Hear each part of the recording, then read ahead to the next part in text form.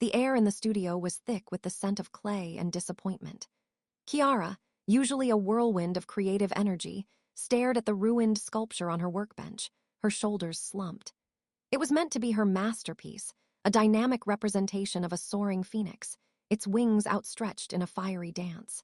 Instead, it lay in pieces, a victim of an ambitious pose and a fundamental miscalculation in structural integrity.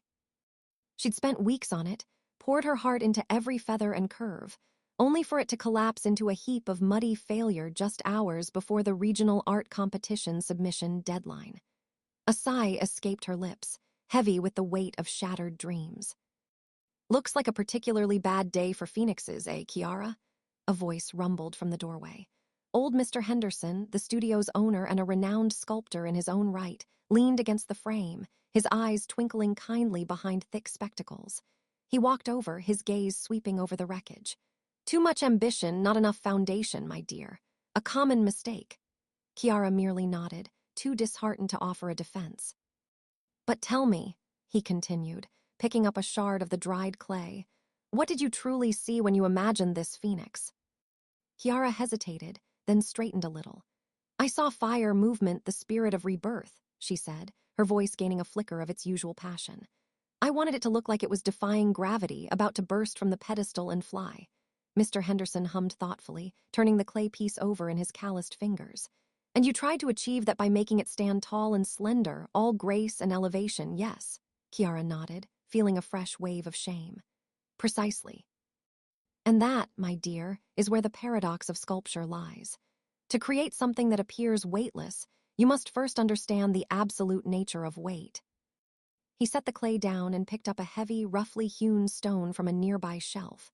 "This," he explained, holding it aloft, "has an undeniable presence. It grounds itself. Now imagine a dancer. To leap high, to appear effortless, they must push off with immense force, rooted deeply in the earth for that fleeting moment of ascension. The illusion of lightness comes from the understanding and mastery of gravity, not its defiance." He then picked up a small, intricately carved bird, surprisingly dense for its size. "This bird here feels like it could take flight, not because it's delicate, but because its weight is perfectly balanced, its core strong, allowing its form to suggest motion."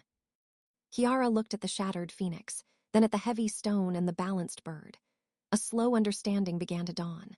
"So, to make something look like it's flying, I shouldn't just focus on the wings, but on how it's anchored, on the invisible forces at play." Mr. Henderson smiled, a genuine, warm smile. "Exactly.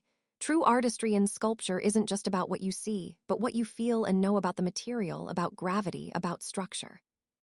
It's about finding the balance between the tangible and the ethereal. Sometimes, to achieve the impossible, you must first embrace the very limitations you seek to overcome." As Kiara began to meticulously gather the pieces of her failed phoenix, a new idea sparked within her. It wouldn't be a soaring phoenix, not yet, but perhaps a phoenix emerging from ashes, heavy with the weight of its own transformation, its power hinted at by its solid, unyielding form. She looked up at Mr. Henderson, a grateful smile on her face. "Thank you," she said, truly meaning it. "I think I understand now." She spent the rest of the evening sketching, not of flight, but of grounded power, of mass-conveying potential. Little did she know, Mr. Henderson had carefully swapped one of her discarded clay pieces for a similar one, subtly adding a tiny, almost imperceptible iron rod inside. The lesson wasn't just about sculpture. It was about the invisible support that sometimes makes all the difference, even when you believe you're working alone. If you liked this video, please press the like button and subscribe to our channel.